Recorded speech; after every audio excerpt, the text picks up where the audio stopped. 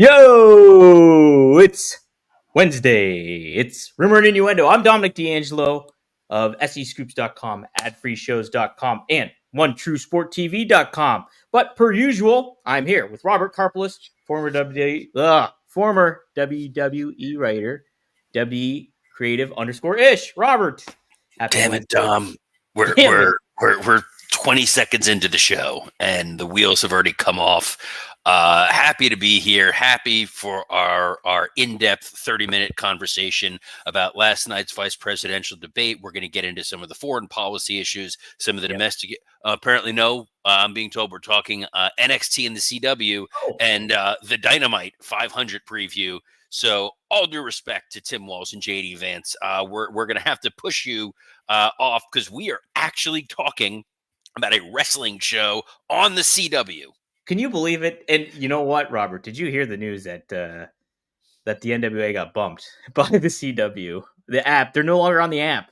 I did not hear. Are you serious? Yeah, Wait, are we I'm dead serious. are we actually breaking Billy and the CW news here at the start of Rumor and Innuendo? All due respect to the folks joining us in the chat who we normally say hi to. We don't have time for that right now. Dom, feed, as Ryback would say, in between eating chicken sandwiches in his car, feed me more. Yeah, I mean, they're done. They're off the app. I think they're solely going to Twitter right now, starting off, if I'm not mistaken. And that's Billy. The Carneyland is no longer. The rides are off on Carneyland and on the CW, Robert. So I think Billy's trying to find a new home. That's a shame. Well, hopefully they do find.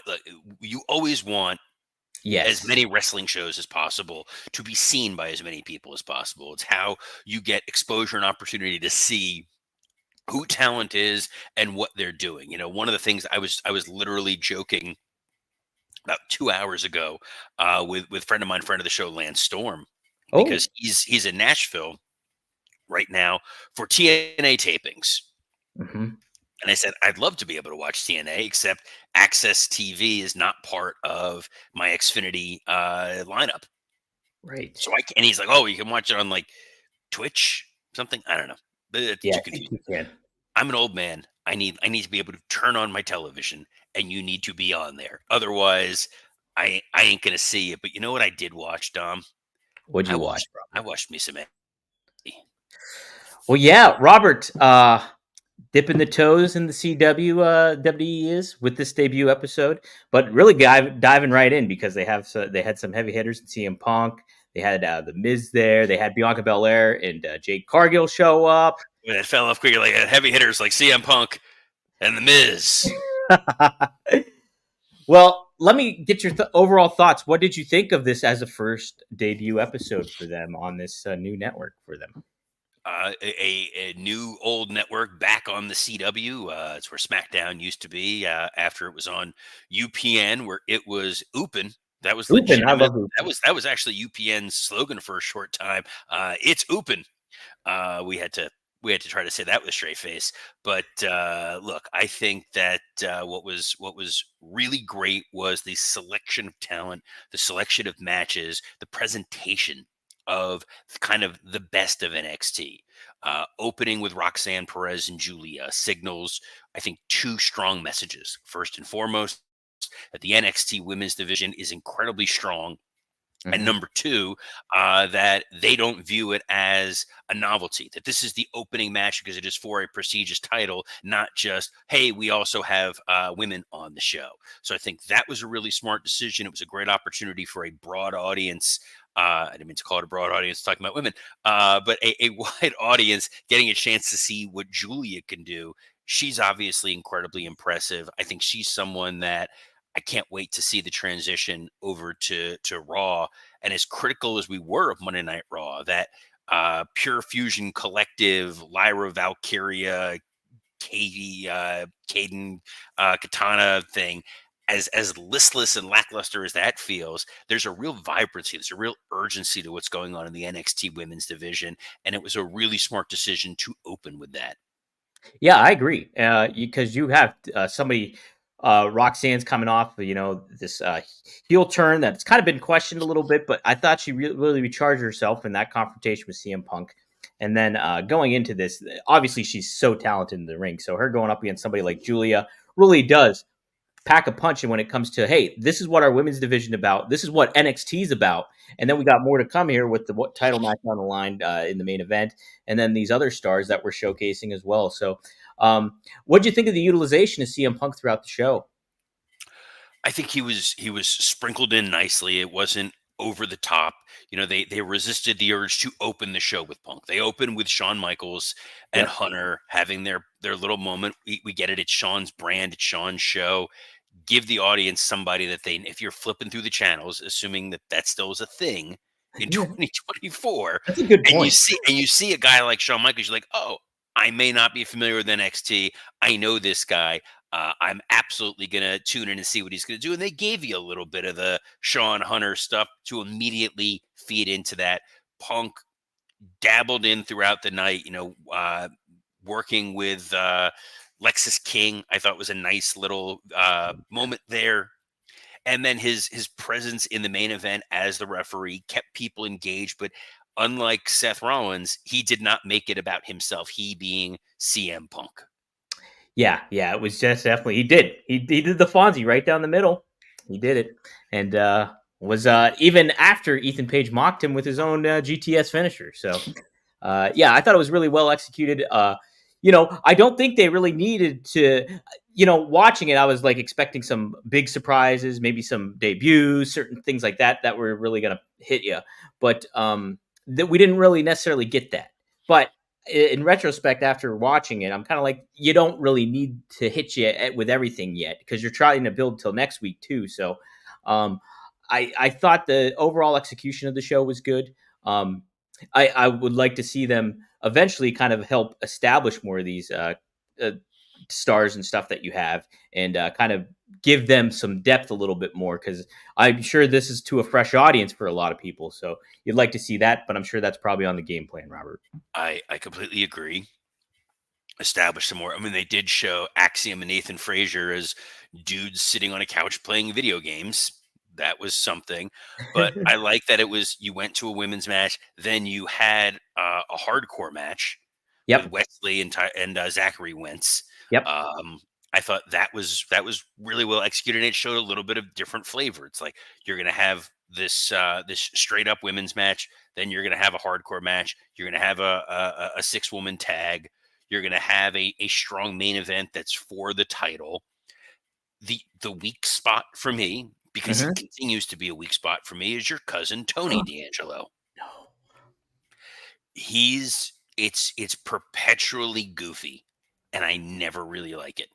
Um, I think there's a realism to what they do in NXT. I think there's an authenticity when you see the talent presented essentially as escalated versions of themselves, and then you have this guy who comes out there and starts talking about, hey, we toss the body in the back of the trunk and we make the guy go away because we're wise guys. Like, I can't deal with it. I would be remiss because in the Hmm. chat right now, I mean, there is something going on that is truly magical for those of Oh you joining no. us live. A number of folks rattling off some of the great UPN shows of the past. Lou 4237, home of Shasta McNasty and the Secret Diary of Desmond Pfeiffer. Totally classic. Pfeiffer, wrestling old head, reminding us of Homeboys in Outer Space. Dre Wow. Owens bringing up the Parker, wrestling old head, hitting us with some Malcolm and Eddie, and Alt Jake reminding us of Moesha. And Oh. also Star Trek Voyager and season 6 and 7 of Buffy the Vampire Slayer. Man, UPN totally stacked. Hard to believe that network is long dead. And Johnny Disco, because I just threw a very obscure reference to it. Wow. Almost Home with Clerks, the animated series. That is where Totally Classic Pfeiffer comes from. We digress back to the world of pro wrestling. I think NXT afforded itself well. New world champion in Trick Hmm. Williams. He's still figuring it out. I Yep. think you still see a lot of hesitation when he's moving in the ring, but he's got youth, he's got vibrancy. There's an energy when he is out there, and it works. So Ethan Page is absolutely a pro. The little interplay between him and Punk I thought was really, really good. Mhm. And this was NXT highlighting we meld the new with talent that was not being used properly elsewhere, with folks who've been around for a while, but you may not have seen. Right, I agree. Oh, I agree. Another big takeaway. I cousin Tony, I love him too. Uh, and he did mention extended family, Robert. I hope you did hear that. So he was made I indirect do. He was reference talking to the about your brother. show. Oh, well, I do want to say though, Obafemi, holy smokes, you can see the star power in him very much so, like big time. Dude, that guy is like, it's just money written all over him. You know, Presence, presence, I and I've enjoyed the clips and the matches that I've seen of him, but when mhm. you give him a chance to talk, that's why I'm saying there's an authenticity to him. Yeah. And when you see that stark contrast to him and Tony D'Angelo, it does Obafemi a disservice. It's I think the him being the North American champion too, and he's not even the NXT champion. So I think there's just so much you can really cultivate with him. And then I'm getting a lot of good Gunther vibes from him as well. Like I mean, like you can see him kind of moving up and being like this just unstoppable force that is kind of direct and he is what you just said, authenticity to him. So pretty exciting stuff. Yeah, good first step for NXT. I will be tuning in again next week for sure Yeah, to see and them. they did a nice job of teeing up what you're going to see next week. It's like you're going to see that Obafemi Tony D'Angelo match for the North American title. You're going to see a tag title match where they're bringing in A Town Down Under, which is Yep, fine. You know, it's like celebrity guest stars. It doesn't hurt. They used to do that with NXT back when sorry, with ECW when ECW was on Sci-Fi. right. So I don't hate any of that of what they're doing. Um, I have to step away for 2 seconds, Dom. Go for You it. continue Go to for talk. it. Yeah, absolutely. And people can also look forward to Randy Orton also being at St. Louis too next week. So there's that added element of a big star showing up in their hometown, nonetheless. So pretty cool. But yeah, as far as anything else goes, when it comes to overall, I love the commentary. I think Vic Joseph really showcased himself in a great light as this guy that will eventually take the mantle of Michael Cole. I think he's so good in directing, creating energy, but he's really good at making notes of stuff and kind of pointing out little aspects throughout the match that really go down well. So I have to give credit to Vic Joseph for what he was doing. I think on the behind the commentary table as well. So Vic Joseph what? did a great job. Booker T did a terrible job. What else is new? Booker might be the worst on commentary. He steps on so many. He's so bad on commentary. You'd think that he's never had Vince in his ear. Well, that's maybe a good thing in that regard for him. Yeah, there's so many great commentators who got ground down and crushed by Vince. Mick Foley was a great commentator on Yeah, SmackDown. Left because he couldn't deal with Vince in his ear. JBL eventually figured it out, but he hated having Vince in his ear. believe that. Booker is just unchecked. Even I mean, Trick Williams's entrance, the majesty of that. Like you get the crowd that's chanting along, "Whoop that trick!" They're with the beat. They're enjoying it. Booker just steps on every moment of it. It's brutal. Yeah, you got to find a balance. What's not brutal is we have the fifth anniversary of AEW Dynamite Yeah, tonight. I was an idiot and I put in the title AEW 500. That's wrong. The Dynamite 500. It's Dynamite 5, guys. Sorry. It's Dynamite, not the 500th anniversary. No, Justin Roberts looks great for having done this for 500 years. doesn't mean. Well, it's in Pittsburgh, and guess who's going? This guy. So Rob Van I will Dam. be. Oh, you're go. Oh, Yeah, you're going. I'm going. I'll be there tonight. Oh I will man. have to leave a little bit early, so whatever's the main event is, I'm gonna have to miss it. Wait. But Why are you leaving? Or is there another Juggalo convention going on that you need to attend? a bit of Are a you? family engagement I have to worry about, so I have to yeah We're now skip on calling that. the Juggalos your family. You're now That's right. officially. Dude, Robert, I will plug this shamelessly right now. I love that interview I did yesterday with Violent J. Where He where was can great. people Where can people get that interview with Violent You J? will see this on OneTrueSportTV.com. It'll pop up on, so be on the lookout. It'll be up this before the weekend, so very excited to have it. He tells a great Terry Funk story. Lots of some good stuff with Violent J. So be on the lookout for that. All right, let's get to the AEW, the Dynamite 5, baby. 5 time. Okay. Go ahead, Rob. Well, do you want to? I did want to touch upon actually. So there's the TV deal news surfacing up. They So I saw you put that in the rundown. Sure. I don't want to get to the TV news until we actually have it in our hands because this has been forthcoming like Emelina's debut. It's true. Or the debut of Brodus Clay as the Funkasaurus. Like this has been built up and built up and built up. I want to understand the specifics. I don't want the rumor and innuendo around the TV deal. I want to see the actual deal points. So But until Robert, we that's the have name that of in our the show. I know it. I'm glad you remembered what show you're on. Since you don't plug it with anybody else.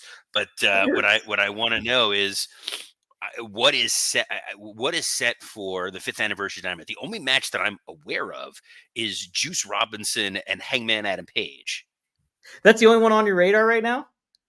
I've been I have other responsibilities in life beyond what's going on with our friends in AEW. Well, So no, I don't know what else is scheduled for the 5th anniversary show.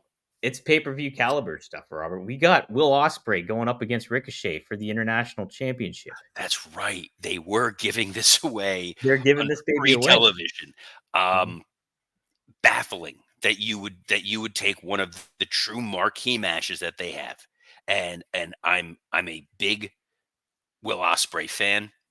I have known Ricochet for a number of years. I consider him a friend. We've been arguing about Big Brother over the last week or so. The weirdness of our lives. But that is a pay-per-view main event quality match. So to be giving that away on free TV, they're really hoping for a huge number. I'm kind of surprised that you're giving something like that away, given that they don't have a ton of first ever in AEW dream matches. Well, especially with this other match they announced too, Robert. Oh, It's is there a Serena Deeb match? Wasn't that the there other? is that. There's Serena Deeb That's going up who's against Serena Deeb facing? Britt Baker, Pittsburgh's That's a very own. that is a pay-per-view main event anywhere in the country. I'm glad that both of them are wrestling from the void from Deadpool and Wolverine, because that is where people go after you challenge for the women's title. You vanish off television. That's a factual statement right there. But Robert, if you're still here, you're frozen on my screen, but can people see Robert and talk to him? Can you hear Robert? Either way, Hear me? guys, See me? No. I can. You're good. Now you're Okay, good. that was weird. That It was was very it was the excitement over a Serena It Deeb was. It was. You match. were in the void. I'm in the void. Also, my good friends at Comcast, who can't seem to get me to watch TNA, sent a note that they're doing improvements right now. So there's going to be sporadic outages. Gotta Ooh, love it. Gotta fun. love our friends at NBC Universal, who also bring us Raw and SmackDown, and not Well, Serena Robert, Deeb and Britt Baker and Osprey we Ricochet. we also have Bryan Danielson defending his world championship against Okada for the Continental Championship. But, Robert, the Continental Championship will only be available to win for the first 20 minutes of the match. I genuinely can't tell if you're messing with me right now. I am not messing with you. That's the match. They're giving away Bryan Danielson versus Kazuchika Okada in a Correct? champion versus champion match. Mm-hmm. Did they announce this a week ago and I was in a coma? They announced this. When was it, guys? Was it Monday? It was a few days ago. Daniel Bryanson was meditating in the forest. Daniel Bryanson. He was. What did I say? You called him Is that Daniel what I said? Bryanson. You called him Daniel What? Bryanson. Do I have him? Do I have COVID? I've been asking that for months.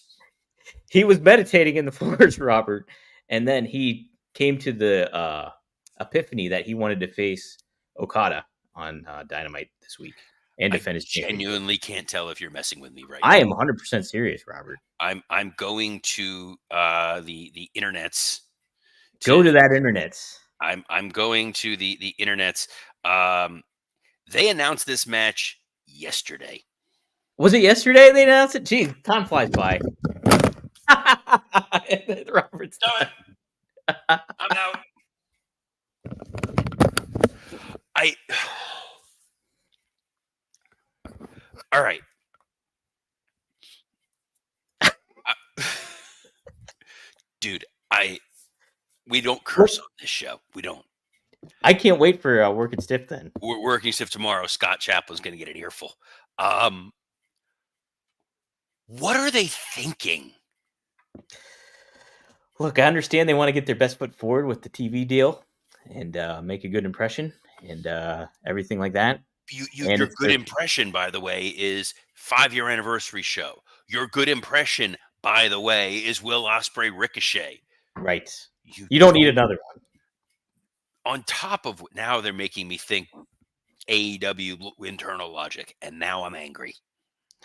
Yes, I made Robert mad. So a week ago, we got Nigel McGuinness versus Bryan Danielson in a non-title match. Free TV. After we were told that Darby Allin and Bryan Danielson was not going to happen because Bryan was injured. Yep. So what they do is you get Darby versus Moxley for the number one contendership that Darby already had. Darby loses this, and Bryan Danielson responds by giving a title opportunity to Kazuchika Okada. Yeah, Robert, what's the problem? I think it's a brilliant idea. I think this is wonderful. This makes total sense. What a brilliant booking decision by Tony Khan. What a well run company. What a well run, smart, handsome company this is. I like to think they just really like Pittsburgh and they know the D'Angelo brothers will be in the crowd and they just want to put on the best show for us. All right. If this show is not sold out, 19,352 packed in that building. If this does not, Peterson Event Center cannot fit that. Okay. If the rec hall that they're holding this in, that is typically used for VFW events and quinceañeras, is not sold out, and this does not do 2 million views, this is insane. This is legitimate, genuine insanity. There are so few what I would call dream matches left in AEW. Yes, we have seen Bryan Danielson and Kazuchika Okada wrestle. They've wrestled twice. Right. Previously. I believe they're 1-1. How this isn't your main event for a pay-per-view, unless they're trying to set this up so that you think, come Wrestle Dream, Bryan is done, that he's going to lose to Moxley and he's done and gone and we're never going to see him again. So we got to shoehorn this dream match in here now. In which case, give me more than 24 to 48 hours to get excited about this match. Be aware. This is how unaware of this match I am. On my telephone. Robert, you seriously did not know any of this, right? None. No, not a clue. As someone who has a fairly well-visited Twitter account, X account, who tends to, host a daily news show, I recorded 3 separate podcasts yesterday. I did a Raw recap. We did Rumor and Innuendo, and Mike Lawrence and I broke down the Vince McMahon documentary for the Working Stiff Patreon. Before every one of those, I just check as a matter of habit to make sure, quite frankly, that no one has died. It's good to do. Because that has happened where we are recording, and then as soon as we stop, it's like, oh, did you know so-and-so died? Well, now we got to go back and record something. Did not see this anywhere on the radar screen. So genuinely hearing this now for the first time, I am I would have led with this. This would have been 30 minutes of I give up. I surrender. I don't understand what you're doing. Like, I want to see Tony lighting a cigar, like a cigar with $100 bill, because he does not care. Um, I'm sure this will be a great match. Oh I'm yeah. sure that the fans who tune in will absolutely love what they see. Someone needs to explain to me why. Isn't it kind of already telegraphing the outcome of this match too? Hey, 20 minutes is the only available time for the Continental Championship. So it's going over 20 minutes. And then Danielson won't win that championship. He'll likely retain because they're trying to promote for Wrestle Dream in some sort of fashion, I would think. And in his backyard. So I mean, it's like an eliminator. It's an awesome glorified eliminator match, Robert.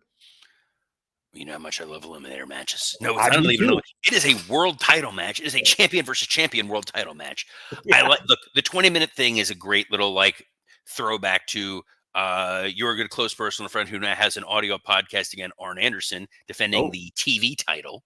oh, good point. Yes, would have that 20-minute stip in there, which I love. I would love if that was always the case for the Continental title. Like, make those matches have an added level of drama. Make that title seem different from the international title. Something. But this Hmm. is like if all of a sudden they go, oh, by the way, did we forget to mention Thursday afternoon, Friday night on SmackDown, it's going to be Cody Rhodes versus Randy Orton for the world title. Right. You could, yeah. You never see this in WWE, especially in this new era of things. I mean, maybe I mean, Vince they did during the Attitude Era when you're trying to beat Nitro and you Heat got to get the Nitro. ratings, and it's like, oh, we're doing Steve Austin versus Triple H tonight, and you get a 3-minute match at the end of the show, and it's a schmoz or whatever. Fine. Sure. This is going to go over 20 minutes. This will most likely go 23, 24, 25 minutes. Uh-huh. I'm sure the story of this is going to be some sort of involvement with Moxley's crew, Yes. messing with the Elite and their crew, messing with Ryan Danielson. I'm the point that I was making when I held my phone in terms of shock is the working stiff group chat with you, myself, Scott Chaplin, Dan St. Germain, Mike Lawrence. It's very active. Very lively. Anything and everything going on within the world of wrestling. Yes. Not a word, not a chirp, not a letter of this. That is how under the radar this announcement ultimately has gone. I knew there was a Serena Deeb match, and I didn't know there was a championship match, which, by the way, makes me think that this is a last minute, oh God, we got to throw this out there kind of thing. It is wild, Robert. It's like super wild if you like put it in context of everything. You have so much going in already to In the this context show. that you literally took away a world title match a week ago Yeah. for no reason. And now you're just doing what is a genuine, this is a pay-per-view that they are Right. giving away on free television, Serena Deeb or not. And where's the impact here? Like what is this is something that they should have been promoting for a week. They should be on talk shows. This should be inescapable. I Mhm. knew about this Braun Strowman, Bronson Reed last monster standing match everywhere possible. It was all over the place. They Right. advertised it on all their shows. AEW has, excluding this TV deal, they have 3 television programs on Mhm. television every week that they could have been promoting. Next week, you got to tune in and see this. Next week, you got to tune in and see this. Next week, nowhere. Nowhere. No. You know what they need, Dom? They Hmm. need to be better at plugging. And you know who's great at plugging stuff? Who? Superman himself, Dominic D'Angelo. Hey, Robert, thank you. I mean, one of a kind with our RVD guys. Tune in every Monday, 4:20 p.m. Eastern Standard Time. Rob, Tell Rob to great. give me my damn cereal. I don't know. It's so funny. So funny. We have Magic Spoon. Great sponsor. Love the sponsor. Boom. Robert shipment went to RVD. Yeah. Appreciate that. So glad. We love our sponsors. We love Magic Spoon. I would be talking about how delicious it is because I am a big cereal. As soon as this is over, I'm going to go have a bowl of cereal for lunch. Oh man. Unfortunately, it would not be Magic Spoon because my Magic Spoon is currently right now being consumed by the longest reigning ECW TV champion of all time, You Rob can Van Dam. watch him eat Magic Spoon this week too. One of a kind RVD. Are you just like RVDTV.com. trolling me now? The I entire show? am. He got some great power bars with it. Oh, Robert, you're missing out, man. I Let me hate tell you you. so much. I love Magic Spoon. I hate you. Um, We do have an announcement. Tomorrow there will not be a show. Robert's got to cool down from this news. Not only that, but we both have engagements we got to worry about on Thursday. So it'll be myself, Paul Heyman, and Goldberg will all be celebrating Rosh Hashanah. So instead of here with you, I will be live streaming services, which is quite a thrill. And I don't think at any point during there they are going to be talking about Bryan Danielson versus Kazuchika Okada, but you never know. you don't know. You never know. What I do know is myself and Mike Lawrence sat down yesterday and had an hour-long in-depth conversation about the Vince McMahon documentary. These are not my words, but this is someone who listened to it and posted on our. I had it up. Dang it, here it is. Now I feel like Dom with the delay here. Who That's said okay. thought the Patreon today was the best breakdown of the Mr. McMahon documentary I've heard, and one of the best working stiff episodes. Period. That's a strong endorsement right there. If you are not a Patreon subscriber, go check that out. It's well worth your time. It's well worth your time to tune in here every Monday through Friday, except tomorrow. We'll be off tomorrow. Maybe we'll come with something kind of fun for that, but we'll see. But we will not be here live tomorrow for the show, but we will be back on Friday on a plethora of platforms, including the WWE Creative _ish X account, the SE Scoops X account, and on YouTube on Rumor and Innuendo, ad-free shows, and Working Stiff. So on behalf of one of the guaranteed people who will be there for the majority of Dynamite, but before that 20-minute stip is up, he's going to be like, sorry, Okada, I got to book it. I got a gathering of the Juggalos to go attend to. Dominic D'Angelo, I'm Robert Karpolis. Best of luck in your future endeavors. Whoop whoop, bitch.